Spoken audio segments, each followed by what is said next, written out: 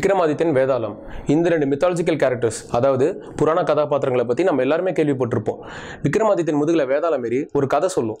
அந்த கதையோட முடிவில் ஒரு கேள்வி எழுப்போம். அந்த கேள்விக்கு சரியான பதிலை சொன்னால் விக்ரமாதித்யனை விட்டு வேதாளம் போயிடும். தவறான பதில் சொன்னால் விக்ரமாதித்யன் மண்டை விடைஞ்சு செத்துருவார். இதுதான் நம்மளுக்கு சொல்லப்பட்ட கதை. இதை மையப்படுத்தி தான் இந்த திரைக்கதையை அமைச்சிருக்காங்க. விக்ரம்ன்ற கேரக்டரில் ஒரு என்கவுண்டர் ஸ்பெஷலிஸ்டாக மாதவனும், வேதான்ற கேரக்டரில் வடச்சென்னை சேர்ந்த ஒரு ரவுடியா விஜய் சேதுபதியும் நடிச்சிருக்கிற படம் தான் விக்ரம் வேதா. படத்தோட ஆரம்பத்தில் ஒரு என்கவுண்டர் நடக்குது. இந்த என்கவுண்டரை மையப்படுத்தி தான் விக்ரம் வேதாக்குள்ள பிரச்சனைகள் உருவாகுது. இதை தொடர்ந்து நடக்கிற சம்பவங்கள் தான் படத்தின் மீதி கதை. விக்ரம் வேதா எப்படிப்பட்ட படம்? நல்ல படமா, கெட்ட படமா? விக்ரமா வரும் மாதவன் படத்தோட முதல் கட்டத்தில் அவரோட ஃபேஸ் எக்ஸ்பிரஷனாக இருக்கட்டும், பாடி லாங்குவேஜாக இருக்கட்டும், டயலாக் டெலிவரியாக இருக்கட்டும், இப்படி எல்லாத்துலையுமே ஒரு அதிகார தோரணையை வெளிப்படுத்துறாரு. கதையில் வரும் திருப்பங்களுக்கு ஏற்ப அவரோட ஆக்டிங்லையும் ஒரு டிரான்ஸ்ஃபர்மேஷன் காட்டுறாரு. அது ரொம்பவே நல்ல வச்சுட்டு ஹேண்டில் பண்ணியிருக்காரு. நம்ம 3 தலைமுறைக்கான ஆக்டிங் பார்த்துருக்கோம். முதல் தலைமுறையில் ஆக்டிங் மிகையாக இருந்தாலும் அது ரசிக்கும்படியாக இருந்துச்சு. இரண்டாவது தலைமுறையில் அவங்க அந்த கேரக்டராகவே மாறினாலும் அவங்க நடிக்கிறாங்கன்றது தெளிவாக தெரிஞ்சுது. ஆனால் 3வது தலைமுறையில் விஜய் சேதுபதி தான் நடிக்கிறோன்றது வெளிப்படுத்தாமல் ரொம்ப இயல்பாக நடிச்சிருக்காரு. குறிப்பாக ஒரு சீன் சொல்லணும்னா, மாதவன் விஜய் சேதுபதி என்கவுண்டர் பண்ணுறதுக்காக சேஸ் பண்ணிட்டு இருப்பார். அப்போ மழை பெய்யும். ஓடிட்டு இருக்கிற விஜய் சேதுபதி ஒரு செகண்ட் நின்று பின்னால் வந்து மழையில் நனைஞ்சிட்டு திரும்ப ஓடுவார். பெய்யறது செயற்கை மழையாக இருந்தாலும் விஜய் சேதுபதி அவர் கொடுக்குற ஹியூமன் டச்னால அந்த மழைக்கே உயிர் வந்த மாதிரி இருக்குது. அவ்வளோ சிறப்பாக இருந்துச்சு அவரோட நடிப்பு. படத்தில் வர 2 பெண் கதாபாத்திரங்கள் எங்கே தேவையோ அங்கே மட்டும் கரெக்டாக யூஸ் பண்ணப்பட்டிருக்காங்க. அவங்களும் அவங்களோட ஸ்க்ரீன் ஸ்பேஸை கரெக்டாக யூட்டிலைஸ் பண்ணி ரொம்ப நல்லா நடிச்சிருக்காங்க. குறிப்பாக ஸ்ரத்தா ஸ்ரீநாத் மூக்குத்தியில் ரொம்ப அழகாக இருக்காங்க. இந்த படத்துக்கு ஒரு பெரிய பலம் சினிமாட்டோகிராஃபி. PS வினோத் சார் ஒரு ஃப்ரேமையும் ஸ்கேல் பண்ணி வச்ச மாதிரி அவ்வளோ சிமெட்ரிக்கலாக பண்ணியிருக்காரு.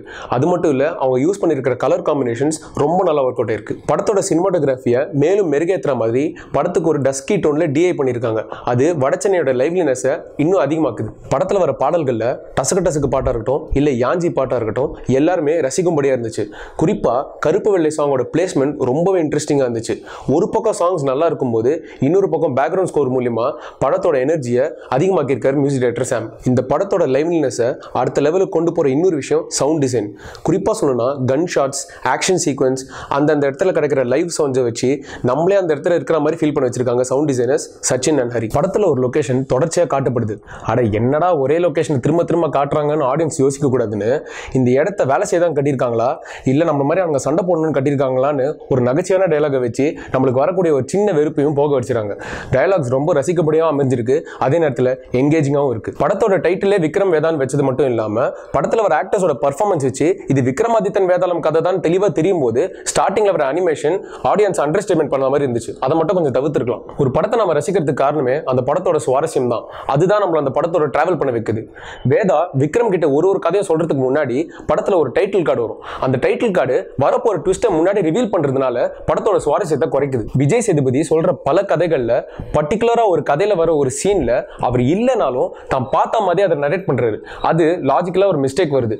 இது எல்லா தமிழ் படங்களையும் வர ஒரு மிஸ்டேக் தான். அதே தான் இவங்களும் பண்ணியிருக்காங்க. படத்துல விஜய் சேதுபதி வர சீன்ஸ் எல்லாமே வேதான்ற கேரக்டரை போர்ட்ரே பண்ணுது.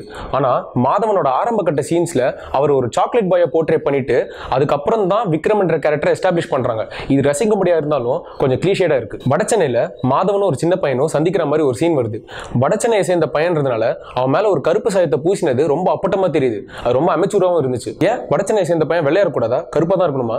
இந்த படத்தோட டைரக்டர்ஸ் புஷ்கர் அண்ட் காயத்ரி. இதுக்கு முன்னாடி அவங்க ஏகே படமான வா பெரிய அளவில் வெற்றி பெறல.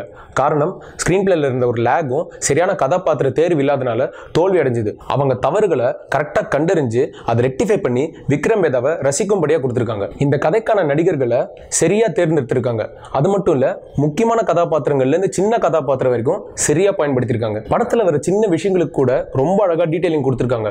உதாரணத்துக்கு விக்ரமாதித்தன் முதுகுல வேதாளம் ஏறி எப்படி கேள்வி கேட்குமோ அதே போல விஜய் சேதுபதி மாதவன் கழுத்தை பிடிச்சி கேள்வி கேட்கிற சீன் கதையோட ஒன்றி எந்த விதமான நெருடலும் இல்லாம அழகா காட்சிப்படுத்தப்பட்டிருக்கு. தனக்கு நெருக்கமான ஒருவருடைய இழப்பை மாதவன் தெரிவிக்கிற சீன் மிக அழகான முறையில் காட்சிப்படுத்தப்பட்டிருக்கு. ஜென்ரலா வேதாளம்ன்ற கேரக்டர் நம்ம பொது புத்திக்கு எப்படி சொல்லப்பட்டிருக்குன்னா ஒரு அருவருப்பாகவும் கொடுமை செய்யக்கூடியதாகவும் அறமற்றதாகவும் தான். ஆனால் வேதாளம் ஒவ்வொரு முறையும் ஒரு கதையை சொல்லி அரசனோட அறிவை கேள்விகள் மூலியமா விழிப்படை செய்யும். அதுபோல இதுவரைக்கும் நம்ம கிட்ட தப்பா சித்தரிக்கப்பட்டு வர ஒடுக்கப்பட்ட மக்களின் பிரதிநிதியா வர வேதாளம் ஆகிய விஜய் சேதுபதி தான் அரசின் பிரதிநிதியா வர மாதவனோட தவறுகளை கேள்விகள் மூலியமா அறமுறை சர்வைவராக மாத்துறாரு. இது வரைக்கும் தமிழ் சினிமாவில் என்கவுண்டரை நியாயப்படுத்தி தான் படங்கள் வந்திருக்கு. உதாரணத்துக்கு குருதிப்புனல், காக்க காக்க, சேதுபதி, என்ன இருந்தால் போன்ற படங்கள். ஆனால் இந்த படம் விக்ரம் வேதா என்கவுண்டருக்கு பின்னால மறைக்கப்பட்டிருக்கின்ற சில உண்மைகளை அம்பலப்படுத்தியிருக்கு. இந்த படம் என்கவுண்டர் பற்றியான சமூக உளவியலை கண்டிப்பாக டிஸ்டர்ப் பண்ணும். அடுத்த ஒரு படத்துக்கான ரிவ்யூவோட மீண்டும் உங்களை சந்திக்கிறோம். அது வரைக்கும் பாய்.